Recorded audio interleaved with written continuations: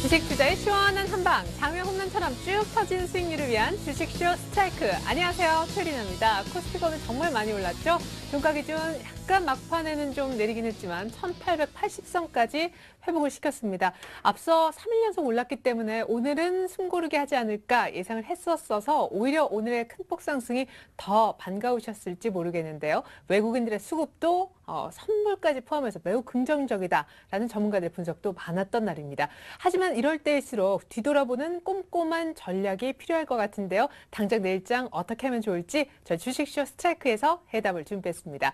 1부에서는요. 전문가의 시장 분석 들어보는 내일장 업앤다운 그리고 전문가끼리 포트폴리오 누가 더 수익률이 높은지 최강자를 가려내는 1인자를 찾아라가 구성이 되어 있습니다. 오늘 특별히 왕중왕을 뽑는 날이니만큼 1부 특별히 많은 시청 부탁드리겠고요. 이어지는 2부에서는요. 여러분들의 종목 상담 도와드리고 전문가의 주식 투자 노하우를 강의 형식으로도 들어보고 있습니다. 무엇보다 다음 주 전략뿐만 아니라 공략 종목을 저희가 2부에서 꽁꽁 숨겨뒀다가 공개를 하고 있으니까요. 2부까지도 시청을 하시면 좋을 것 같습니다.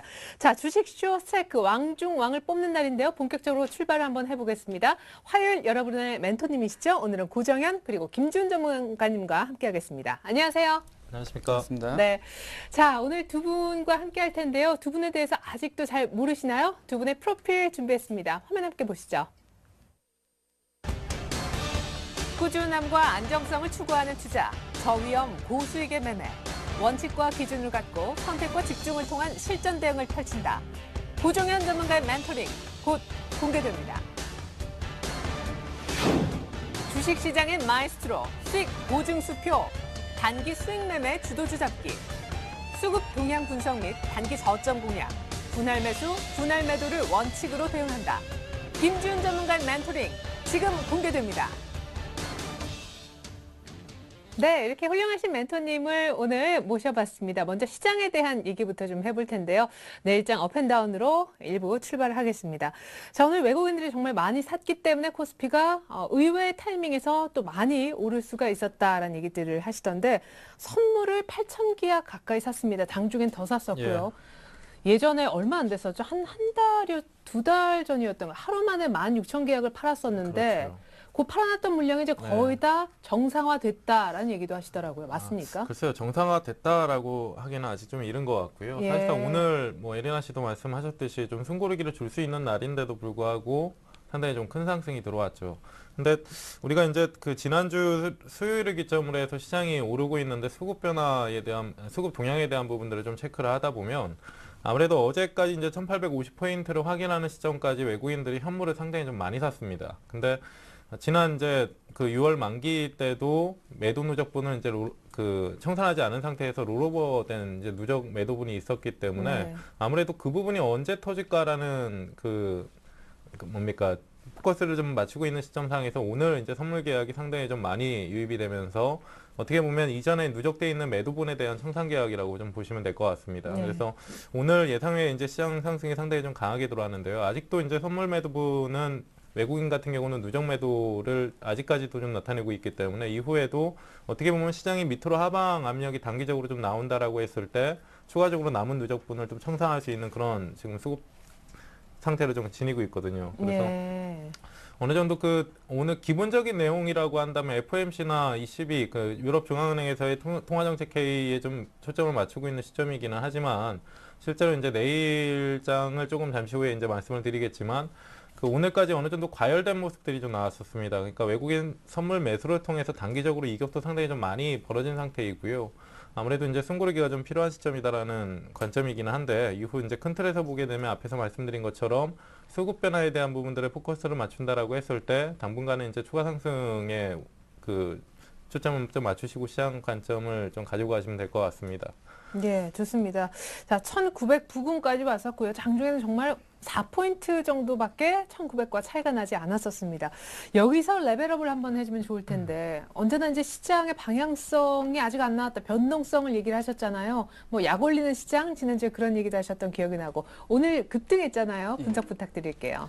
예, 일단 오늘 뭐 한 2% 정도로 급등해서 마감을 했는데 지금 현재 같은 구간에서는 뭐 제가 항상적으로 얘기하는 뭐 방향성 구간이 아직 안 나왔다라고 말씀드렸는데 오늘 마찬가지로 급등을 했지만은 완벽하게 뭐 방향성이 윗방향으로 나왔다라고 뭐 지금 현재로서는 정하기가 좀 애매한 부분입니다. 왜냐하면 항상적으로 첫 번째 상승에서 그 탄력성이 기대치보다 좀 크게 되면 그 탄력성 때문에 기대감이 쌓이고 그 기대감 때문에 버블이나 거품이 낄 가능성이 높습니다. 그렇기 때문에 너무 급하게 상승을 할 때는 조금 더 조심하시고 그 다음에 추가적인 상승 탄력성이 보일 때 그때 조금씩 담아 나가셔도 충분하다고 보고 있고요.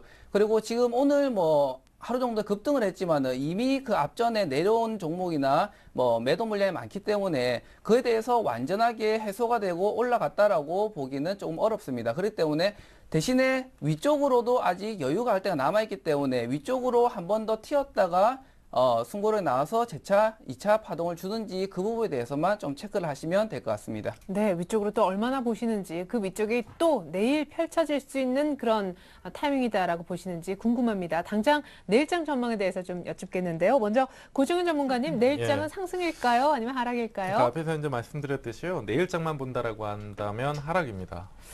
예, 알겠습니다. 자, 어제도 다 하락이라고 했는데 오늘 2% 넘게 올라서요. 자, 내일장은요? 상승입니다. 예, 그렇죠. 네, 좋습니다. 시장이 의외로 강해서 사실 뭐 5일 연속 오를 수도 있겠다 싶기도 한데 내일 굳이 이제 우리가 생각하는 대로 숨고르기가 나올까요? 어제 나오셨던 분들은 뭐 하락이라고 하셨을지 몰라도요. 오늘 또 2%가 추가 상승이 들어갔잖아요. 네, 이 시점상에서는 아무래도 이제 숨고르기가 이후 추가 상승을 위한 도움이라고 보시면 됩니다. 그래서 아무래도 이제 지난 목요일, 금요일, 어제, 오늘까지 해서 시장이 쉬지 않고 상당히 좀 급등 형태를 나타내고 있기 때문에 깊게 빠지는 것이 아니라 말 그대로 이제 숨을 좀 고르고 가자라는 형태의 약간 좀 지지부진한 장이 나올 수 있다라는 것이고요. 그리고 앞에서 이제 말씀드렸듯이 시장이 기대하고 있는 것이 이제 FOMC와 ECB 통화정책 회의인데 실제로 이제 시장이 기대하고 있는 것은 미국보다는 유럽 쪽입니다. 그래서 이번 FOMC 회의가 오늘 저녁 내일까지 이제 열리면서 양적 완화에 대한 발언은 안 해도 좋다. 그래서 그 이후에 이제 20일로 넘어가면서 뭐 국채 매입 프로그램 재가동에 대한 얘기들이 이제 시장이 정작 이제 기대하고 있는 내용들이기 때문에 네. 아무래도 FOMC 이번 그 오늘 내일 사이에 열리는 FOMC 안에서는 특별한 대책들을 기대하는 것보다 오히려 미국이라고 한다면 주 후반에 나오는 뭐 주택 지표나 제조업 지표와 같은 그런 경기 지표에 시장이 좀 민감하게 반응을 할 수가 있습니다. 그래서 어느 정도 내일 시장은 약간의 숨고르기가 나온다라고 해도 시장이 전반적으로 많이 올랐기 때문에 꺾이는 것이 아니라 약간 좀 숨고르기 형태의 눌림목이 나올 수 있다는 것만 알고 가시면 될 것 같습니다. 예, 사실 뭐 이격 좁히기, 급등에 따른 피로감 해소. 어제 많은 분들이 얘기하셨는데 오늘 사실 더 올랐기 때문에 내일은 반드시 그런 타이밍이 나올 수밖에 없다라는 관점에서 또한 이해가 되네요. 그러나 김지훈 전문가님은 5일 연속 상승을 예상하셨습니다. 설마 이 자리에서 큰 폭 상승은 아니겠죠? 물론 뭐 큰 폭으로도 오늘만 2% 정도 올라왔던 거에 대해서 또 다시 재차 상승이 나올 수도 있습니다. 근데 지금 같은 경우에서는 아까 말씀드린 것처럼 위쪽으로도 여유가 갈 때가 남아있고 밑으로도 여유가 갈 때가 남아있기 때문에 숨고르기가 나온다고 해도 크게 이상할 부분은 없습니다. 대신에 오늘 내일장을 상승으로 잡은 이유는 뭐냐면 단순하게 상승을 결과론적으로 보기보다는 장중 흐름이 좀 중요하다라고 지난 시간에도 말씀드렸습니다. 그렇기 때문에 아침에 어느 정도의 상승 탄력을 받고 나서 그 다음에 나오는 상승분에 대해서 얼만큼 이제 받쳐주는지 지지가 되는지 그런 부분에 대해서 조금 더 주의 깊게 살펴보시는 게 좋아 보이고요. 그리고 마찬가지로 내일 뭐 아침부터 해서 1900포인트를 돌파해서 안착을 시키게 된다면 한 번 더 추가적인 상승이 나올 수가 있기 때문에 내일장은 상승으로 잡아놓고 보도록 하겠습니다. 네, 사실 요즘 장은 뭐 며느리도 모르는 장인 것 같아요. 외국인 마음이고 외국인이 오늘처럼 이렇게 갑자기 뭔가 꽂혀서 사기 시작하면은 정말 무섭게 오르는 장이기도 합니다. 그래서 잠깐 좀 추가 질문을 드리고 싶은 것이 우리 고정현 전문가님이 보시기에는 내일장 좀 숨을 고르더라도 좀 당분간은 전차가 또한 이 자리에서 더 삼성전자가 끌고 가는 그런 시장이 나올까요? 제가 이제 이전에도 한번 말씀드린 적이 있는데요. 삼성전자와 현대기아차 이제 말 그대로 소위 전차군단이라고 하잖아요. 네. 이전에 이제 2월 달부터 시장이 4월 달까지는 시장이 2,000포인트에만 걸려 있었습니다. 근데 전차군단의 핵심 종목 이제 현대기아차, 삼성전자가 지수를 계속 위쪽으로 상방 압력을 좀 불어넣으면서 나머지 이제 주변 업종군들이 좀 많이 내려왔었는데요. 지금 현재 그 지난주부터 반등이 들어가는 시기 구간 안에서도 이제 삼성전자가 상당히 좀 큰 상승을 하고 지수 상승을 좀 주도하고 있는 반면에 아무래도 지금 현재 좀 단기적인 흐름상에서 시장 그 삼성전자라는 종목 자체도 좀 많이 고점 대비해서 빠진 부분들이 있기 때문에 그에 따른 좀 기술적 반등 수준이다라고 봅니다. 아무래도 전망 자체가 밝은 업종군들이기 때문에 시장의 수급을 지켜주면서 계속 우상향은 하겠지만 이전과 같이 이제 시장은 하락하는데 얘네들이 계속 위쪽에서 받치고 있는 형태의 수급구도는 좀 힘들다라는 것이고요.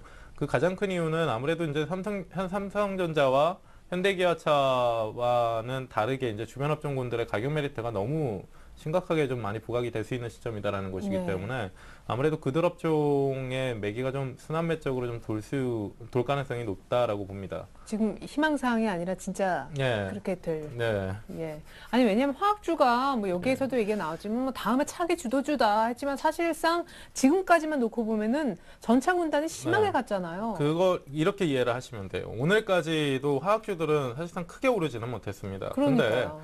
지난주 수요일부터 이제 지수대가 한 4일 동안 지금 올랐잖아요. 그 구간 안에서만 이제 삼성전자가 상당히 좀 많이 올랐던 것인데 네. 우리가 지금 시장이 왜 오르냐라는 것에 좀 그 생각을 해보시면 돼요.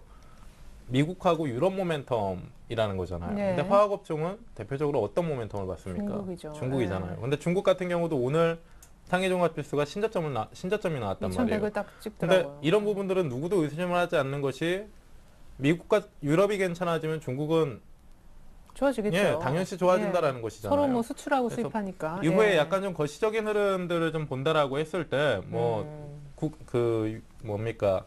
미국의 3차 양적 완화에 대한 부분이나 그 유럽의 이제 뭐 국채 리스크의 어느 정도 희석, 뭐 그런 부분들이 모멘텀으로 단기적으로 좀 자리 잡을 수는 있어도 중국발 모멘텀도 어떻게 보면 시장 안에 내재된 모멘텀이기 때문에 이후에 분명하게 불 수 있는 모멘텀이거든요. 그렇다라고 하면 중국 모멘텀을 가장 민감하게 따라갈 수 있는 것도 화학업종이고 화학업종은 이번 이제 하반기 그리고 내년까지 해서 이익 전망에 대한 부분들이 분명히 좋은 부분들이 있기 때문에 그런 부분들을 고려하신다라고 하면 굳이 지금 왜 화학주가 안 갈까라는 고민을 하실 필요가 없습니다. 그렇군요. 예, 궁금증 해결입니다. 예. 김지훈 전문가님. 자, 김지훈 전문가님.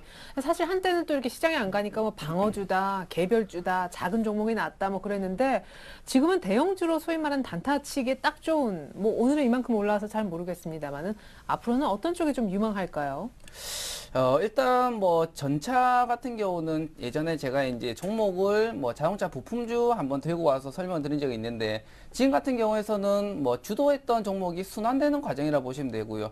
그리고 이제 뭐 화학주다 뭐 전차다 이렇게 얘기를 하시는데 일단 지금 같은 경우에서는 마찬가지로 오늘 지수대가 많이 올라왔기 때문에 그만큼 순고리가 나온다고 해도 이상할 게 없습니다. 그래서 이제 지금 같은 경우는 너무 이제 2등주, 3등주보다는 주도주 위주로 잡아 나가고 그 위주로 잡아 나가다 보면 시장이 조금 흔들린다고 하더라도 시장 대비해서 조금 더 낮은 폭으로 견딜 수 있을 만큼의 폭이 나올 겁니다. 그렇기 때문에 주도주 위주로 잡아 나가신 게 좋아 보이고요.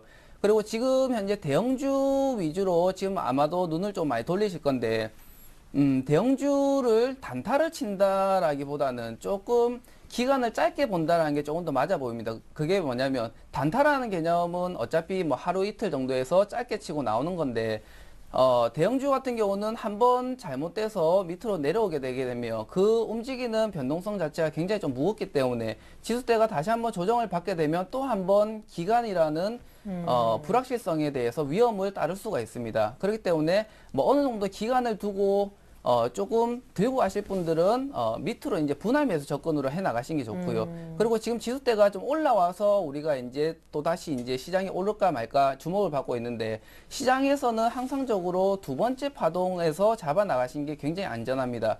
지금 같은 경우에는 첫 번째 파동 자체가 굉장히 급등하는 모습이 보이기 때문에 그만큼 심리적으로 위축되어 있는 투자 뭐 매수세 같은 경우가 한 번에 몰릴 수가 있기 때문에 그만큼 거품이 발생할 가능성이 있다고 생각되고요. 그렇기 때문에 한 번 더 눌림목을 조금 더 집중해서 보시면서 거기에서 잡아 나가는 게 괜찮아 보입니다. 네, 대형주 트레이딩은 가능하지만 밑에서 분할 매수 정도로 아주 안전하게 접근해야 된다는 얘기까지 들어봤습니다. 자, 계속해서 1인자를 찾아라. 오늘 왕중왕 한번 뽑아볼까요?